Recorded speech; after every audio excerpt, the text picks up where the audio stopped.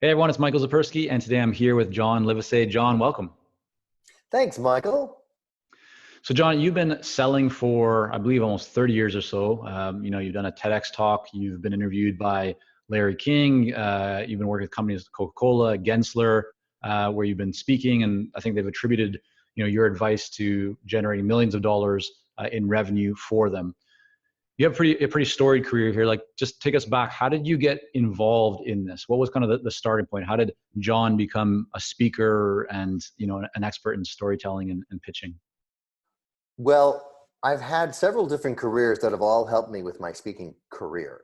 I used to sell multi-million dollar mainframe computers in Silicon Valley. So I Hmm. learned how to sell through telling stories, because a lot of people would say, oh, if it's going to break, IBM would say, then you'll get fired if you hire somebody else that was not IBM, which was what I was. So Hmm. I realized people make decisions emotionally about a fear and an uncertainty and doubt of getting fired if they buy something that's faster and even less expensive that still wasn't enough. So Yeah. that's where I got some of my sales training. And then I worked in the advertising world, creating commercials for movies coming out on DVD at the time. And you Mm. really had to learn how to hone your storytelling skills to take a 2-hour movie and cut it down to a 30-second spot and convince the studios that this was the best use of getting people to want to rent the movie. And then I went and worked for Condé Nast, which is all kinds of brands like GQ and Wired and Hmm. W and you name it. And I would have to convince big companies like Lexus and Guess Jeans to run their ads in those brands. And that was all about taking the editor's vision of who would read this and showing how that would fit the advertiser's world.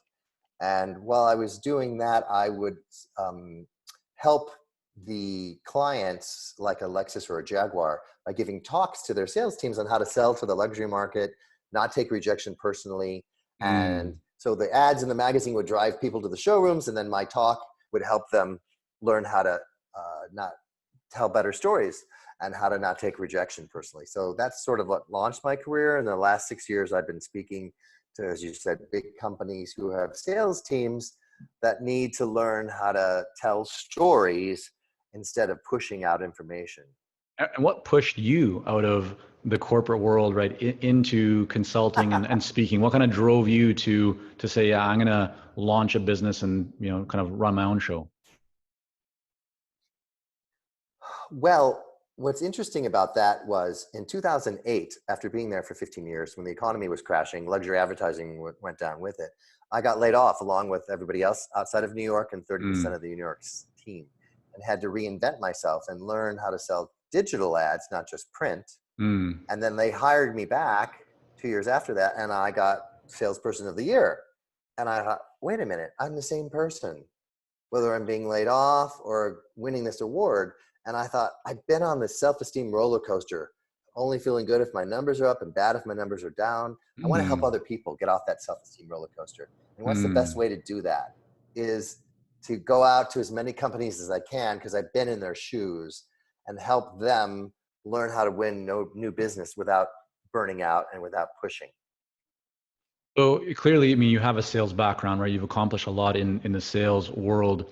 But one Mhm. challenge I think that a lot of consultants have, or people kind of transitioning from corporate into consulting, is that in their previous kind of corporate work, the brand was the product, or they're promoting a Right. product. Now they themselves are the product.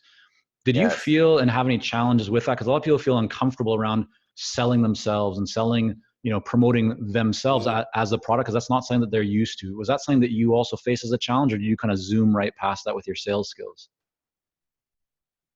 Well, I've always believed whether you're selling yourself as a consultant or as a speaker, or you're selling a company's products or services, you have Hmm. to do three things. You have to sell yourself first, then you sell the company, even if it's a one person's company, what Hmm. your culture is, your brand, and then you sell whatever it is you're selling. I'm a consultant, I'm a speaker, whatever it is. The Hmm. problem most people have, Michael, is they skip the first two and jump Right. right into here's what I do. Yeah. So even when I was at Condé Nast, I realized people were buying me first, my integrity. My Hmm. job is to make you at the ad agency look good to your client. Mm-hmm. And they were like, oh, if I say the ad's going to appear on this page in this issue, that's where it's going to appear. I'm not going to do anything that's going to make you look bad to your boss or your client. Mm-hmm. That's how I was selling myself and my own personal passion for ideas. And then I sold the company. Here's what Condé Nast stands for. Here's what we do. Here's what makes us different than Hearst or Time. And then I would say, oh, and by the way, here's what my particular brand within the company does and why Mm-hmm. we think this is such a great fit for this launch. Mm-hmm. So I've always realized I had to sell myself the brand. And so as myself, I tell people all the time, you need to figure out who you are as a brand. What do you stand for? So part of the exercises I do with clients is, tell me what recent purchases you've made, and we find out whether they bought this Nike versus Reebok or whatever car, whatever it is. There's something about that brand that spoke to them that then resonates with who they are as a brand. Mm-hmm. So my 3 brand attributes are passion, integrity, and joy, based on what I believe is important, and then based on the brands that I support. And Mm-hmm. so that becomes my own moral compass. Right. If I'm not passionate about something, then I'm not going to do it. Right. If the people I'm working with don't have integrity, I don't want to work with them. And if it's not bringing me or somebody else joy, that's not a fit either. Mm-hmm. But if all 3 are in alignment, then this is the perfect client. Yeah. So I love that kind of filtering mechanism that you can use to, to make decisions that all 3 boxes need to be checked.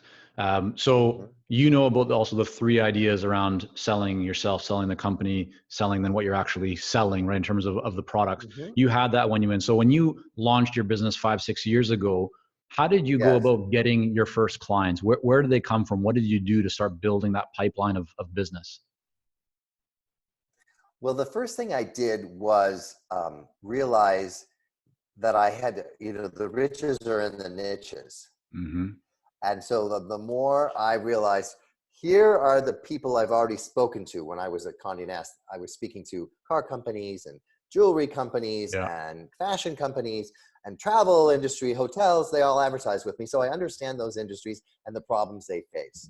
So let me see what that can be. And then ironically, I got hired to be speaking in front of clients that had people, but they didn't want to be seen as salespeople. So that was Gensler, the architecture firm. Right. They happened to be the architecture firm that designed Condé Nast building, and Architecture Digest is one of Condé Nast brands. So there was a connection there. And then someone I met in college said, hey, I've seen your social media posts that you're a speaker now and some of your clips. Would you come speak to us? Right. So I think the big takeaway, Michael, is don't underestimate the power of your social media posts in your network of people who could then end up wanting to help you launch your business. When you first launched, John, because you talked about, car companies and architecture firms and, so there's different those are different industries, but you also said the riches are in the niches, right? That common saying. Did you prioritize? Did you, for example, say, I'm going to start with just luxury car brands and I'm going to do that for X number of months, then I'll move on to something else? Or did you just say, no, these are like the 3 or 4 different industries that I've worked in and I have relationships and I'm just going to kind of go at all of them all at once? I decided, I wasn't going to just focus on trying to get to be a speaker at car companies. I was going to be figuring out, who do I help? What's the big problem I'm solving? And then figure out what industries are those. So the irony is the architecture firms had the same challenges that I had when I was selling advertising. So a Lexus agency would say, it's going to be media day. We looked at 20 magazines. We've narrowed it down to 5. We're going to pick 2. So all 5 of you can come in back to back to back to pitch. Right. And the architects, typically they fill out a proposal and they're in the final 3. And the airport says, if it's an airport renovation, all 3 firms get to come in for an hour and tell us why we should pick you. And the problem was those architects didn't have any sales training. They would just show their designs and hope that would win the business. Yeah. And I said, that's not enough anymore. You need to tell a story of why you became an architect. Sell yourself first through storytelling. Selling yourself doesn't mean pushy. And that was a big aha for them. And then they would say, oh, well, we have a case study. I said, let's call it a case story instead of a case study. And I would encourage all your consultants to make that little shift, because people love to hear stories. If you say study, it sounds like homework. Yeah. But again, Yeah. here's the before and after pictures of another airport we did, but where's the story? So I Mm, taught them how to tell a story that would show the challenges that were and how they solved them. So the goal is to get the client to see themselves in your story, mm, and you're the Sherpa or Yoda in Star Wars that helps them get through those challenges. So that was, oh, okay. So anybody who has to do that final three pitch, who else? Lawyers. I wrote a mhm, story, an article on how to help lawyers win against final two law firms, mhm. executive search firms. So my niche is any industry that has to compete against competition in an in-person presentation. So you're going after multiple industries, right? Different companies. How did you both then and now manage your pipeline? How do you manage? You sent Tim an email 7 days ago and Right. Jane 14 days ago. Like, how are you staying on top of following up with people and checking in and looking at ways to add value for them? What kind of tools or approach are you using to manage that process? Then and now? I'd be interested to kind of see, has there been a Well, change or has it been always the same? yes. Well, one of the keys to my success in my sales career was before I became, someone working for myself as a speaker and a consultant is the follow-up. Mm, And I'm really big, and I think a big takeaway for your listeners would be if you send something to somebody, don't always be a pitch. right. So if you see something in that they posted on social media, comment on it, share it, Yeah. retweet it. If you see they just had their stock earnings come up and things are good, compliment them on that. Mm-hmm. If you see something that's related to what their industry is doing, oh, I thought you'd find this interesting. Yeah. Here's what I thought about this article. What do you think? Mm, You start becoming a strategic advisor that's, oh, in case you haven't seen this yet, isn't this amazing what they're doing over at Domino's with their new app and technology? I know that you're looking at new ways to explore your technology. mm-hmm. I'm like, oh, use technology to improve customer services. Here's how Domino's is doing it with their app that tracks how much time it's going to be before your pizza arrives. Yeah. Or if someone says, oh, we're exploring ways to use artificial intelligence. Oh, I just talked to the CMO of Domino's and he told me that they're using it to anticipate. If you order the same pizza every night at Friday at 7 o'clock, the same ingredients, the minute you get on the app or call, the AI starts the order to try and save a minute of delivery time. Right. Yeah, I mean that I'm makes like, that makes a lot of sense. I oh, think that kind of okay. contextual, right, conversation and building the relationship is so valuable because you're right. A lot of people just think that every touch point needs to be a kind of a sales touch point, and that's uncomfortable for people. People Yes. then don't want to respond to you. But how are you actually tracking that? Are you using a specific CRM tool, or what's your kind of approach to technology with that? Well, my email list is on MailChimp, so it's nothing Yeah. fancy. Yeah. And my big way of tracking is who are my top 5 accounts Yeah. currently? What could I do to be nurturing that, get referrals, grow? Yeah. And who are my top 5 prospects? And I spend 80% of my time looking at that list Yeah. and trying to figure out something I can do of value to those 10 people. Got it. And So so so it's pen and paper, obviously I like put ticklers oh in my calendar. If I yeah. go ahead. So, I think the line's crossing there a bit of a delay. I was just asking. So, are you keeping track of that on kind of just pen and paper, like top 10 people top of mind, or are you using a tool for that? Um, I keep it in a Word doc, in a Google Doc. I Got it. track it that way. Mm-hmm. Cool. Yeah, I mean, what I love seeing is that people can have success with a lot of different approaches. Some people are very, very specific with their CRM. It's extremely detailed. They have every little note in there. And then what you're saying, it's very simple. It's like a Word doc or a Google Doc. And Yeah. I think that the key thing there is you're focused on the people of highest priority and really keeping them Yes. at the forefront. John, I want to ask you. Yeah, go ahead. Salesforce. I had to use Salesforce when I was at Condé Nast, so I'm very aware of those in-depth CRMs. Mm-hmm. That's typically when a lot of other people have to be updated all at the same time. There's management involved, and I'm able to keep a lot of that in my own personal Google Doc on that client. Yeah, got it. So you're now 5-6 years into building your business. At a glance of your website or LinkedIn profile, people would go, yeah, John's got a lot of good things happening here, lots of success. But take us kind of behind the curtain for a moment. What has been, a challenge, or I don't like to call them failures, but just a lesson learned that looking back on it in hindsight, you would go, yeah, that was a tough time. And here's what I learned from that Mhm. experience. I would say the biggest transition from corporate to a consulting situation is you think, okay, if I make $100,000 as a consultant and I was making $100,000 as an employee, I'll be Mm-hmm. good. You don't realize how much money is involved in creating your website, having someone edit your videos, hiring a publicist for your book, all of Mm. the expenses, paying for your own insurance, all of it. So it's like, oh my gosh, this business isn't breaking even yet. All the Mm-hmm. money I'm getting for speaking and consulting is going right back into the business. Yeah. There's no profit yet to live on. So Mm-hmm. you have to have a substantial cash flow situation managed, that savings or whatever it's going to be, to get you through those times. And then it's a little bit of a roller coaster in terms of frequency. But sometimes I give multiple talks in a month, and sometimes it's a little slower. And so Mm. the revenue is not a steady paycheck. So those aha moments of, will this work? And I remember interviewing another speaker who on paper it looked like, well, of course you are successful. And she told me, she struggled for a long time of not hearing for 6 months from her speaking agent, until Mm-hmm. at the last minute she got a call that she could fill in for somebody. And I thought to myself, I wonder if I'm in that 6 month period. They call it the trough of despair in Silicon Valley with Right. the Sure. startups, where Yeah. you get depressed. You don't know how long you're down there before things pick up and what the tipping point is. Yeah. You're like, how many more things do I have to do before I have a steady flow of clients referring me and requesting me? Mm-hmm. Um, so I think it's a lot of it's your mindset. And so how did you get through that? Because now you are 5, 6 years into this.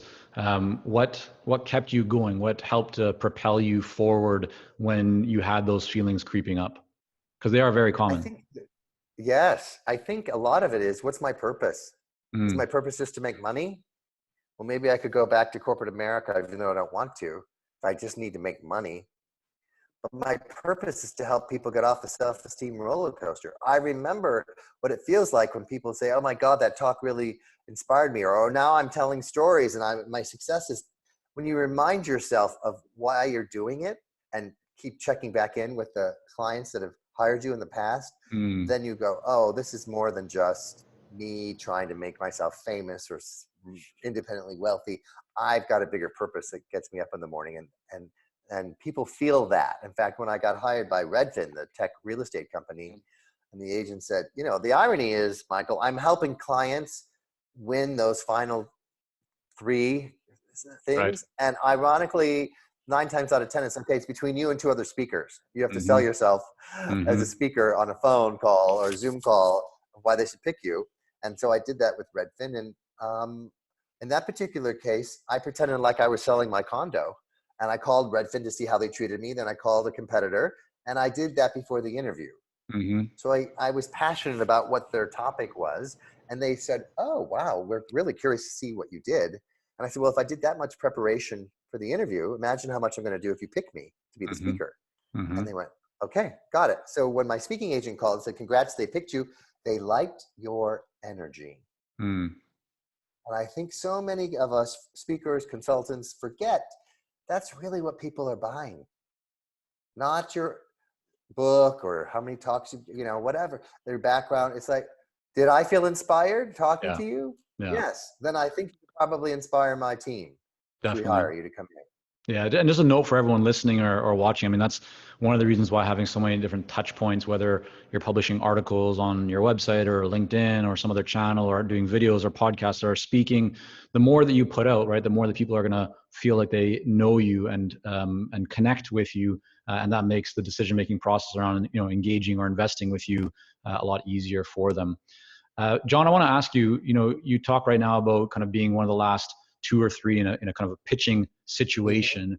But I think one of the other strategies that you talk about is about how to actually win clients back. How does Yes. a consultant, right, actually kind of go about restoring and rebuilding a relationship with a client and being able to win them back? Well, I think the first thing you just said there, Michael, is it is about restoring and rebuilding the relationship, Mm. not going in with a bunch of information. Because if you've lost a client because you made a mistake, or the team before you made a mistake if you're in a big company, or someone feels like you didn't listen to them, or they're mad. There's all kinds of, or the competition came in with a lower price, whatever it is that caused you to lose that client. You need to be the one to reach out to them, because many times people say, you drop the ball, we're going to somebody else. And then they go to somebody else and they're not any happier, or they're even less happy, but they have to save face. They're not going to call you back and say, we made a mistake. You need to keep reaching out to them. Yeah. And again, trickling out little information. How do I repair and rebuild this? Still thinking about you. Hope that went well. Even if you didn't hire me as the speaker, I hope that event was successful for you. Not many people do that. Yeah. So the key is own the problem and then work on figuring out what you did wrong, that there's a system in place to make sure it won't happen again. I think that kind of honesty, transparency, lowering the guard so that people actually feel like you're trying to understand, like the empathy side of it is so important. Yet many of us, are hiding behind the email or the social media. We don't want to, put out the appearance that we made a mistake or that we're unprofessional. But as you hit on, John, like we're humans, right? We need to connect with each other, and the best way to do that is to be very honest, like that. Radical candor. I don't know if maybe there's a book with that title that kind of sounds familiar in my mind, but I think it's very important to do that, and many people don't. So I'm glad that you shared that. Let's talk about, so you have a book that you published called Better Selling Through Storytelling. And you've shared a little bit here about why storytelling is so much more powerful than the typical selling. I think maybe before kind of just, and maybe we could connect this to the book for a moment, you can maybe pull an insight out of the book. But for everyone listening to this right now, how can they take the idea of telling stories, and especially for those maybe who feel a bit uncomfortable around sales, they feel it's kind of too promotional, or they have to twist arms, and it's kind of like an icky feeling for them. How can they use storytelling to make that process of sales more effective, but also easier for them to succeed at? Well, I've got two-part answer to that. The best way to use storytelling is you're solving two problems. One, you're seen as a commodity, and two, you're not memorable. So the better you tell a story of how you help somebody else, turn that case study into a case story, and someone sees themselves in the story, they want to go on that journey with you. So literally the closing question is not, do you want to hire me or buy from me? It's, does that sound like the kind of journey you'd like to go on with me? Much less pushy, a new tool in your toolbox. And the other thing is, whoever tells the best story is memorable. So it doesn't matter if you're first or last. And so you're solving so many problems of being seen as a commodity, not being memorable. Storytelling does all of that. And so there's some tips in the book on what makes a good story, how to become a storyteller. And once you start feeling comfortable with this as a new skill, you're going to be doing it all the time, because stories pull people in. And the old way of selling is just push out a bunch of information. Yeah. So for everyone, again, just listening or watching right now, who goes, okay, that makes a lot of sense, but how do I tell a story? What's one example of a way to open? Like, do you recommend that people say, we were working with one company recently in this space, and this is how things, proceeded, or is there a better way, a more effective way to kind of weave story into that conversation? A good story has four elements: exposition, the who, what, where, when, the problem, the solution, and then the secret to it is the resolution. What's life like after? So what's the exposition? Let's start with number one. So when you look at, so if you're going to talk about, in the case of Gensler, this is the story that helped them win the $1 billion renovation of the Pittsburgh airport when they had their chance to present. So they were saying, 2 years ago, JetBlue at JFK came to us and they needed us to renovate the airport. And one of the things, so you instantly know how long ago that was and where. So that's who and what, right? So it's very specific. It's JFK, it's JetBlue, how long? Okay, now we know the exposition. Okay, the problem was we had to rip up all the floors during this renovation in the middle of the night and get it done by 9 a.m. so that the stores could open and not lose any revenue. So one of the things we had to do was we had all our vendors on call, and sure enough, at 2 in the morning, a fuse blew. We had the vendor there to fix it at 2 in the morning, and at 8:59, the last tile went down and all the stores opened on time. So that's the solution. And then the resolution is, a year after the design, sales are up 15% in the retail stores because we've designed a place that people love spending time shopping. So without that resolution, you don't really get the, this is what, and so instead of saying, we use critical thinking to anticipate problems, I showed it in a story. Right. Yeah, it's so much more powerful. I love that example. There's a little bit of drama, 8:59, the last tile goes down, all that. Yeah, no, I mean, we've seen this ourselves in our business. When we weave story into conversations, it just resonates so much better. And of course, the story needs to be true. It's not something that you just make up. But when you bring story in, as you said, like, we're all from a young age, we all love stories. We remember stories a lot better. And so I love this idea of bringing into the sales process. So, John, I want to make sure that people can learn more about you, about your work, and your book as well. So just tell us, where's the best website or place for people to go to learn more about all that? Well, if anybody texts the word pitch, PITCH, to 66866, I'll send them a free sneak peek of my book. And then you can buy it on Amazon or wherever else you like to buy books. And it's also on my website, johnlivesay.com. But if you're not ready to buy the book and you want a sneak peek, text pitch to 66866. All right, good stuff. So we'll have all that linked up in the show notes.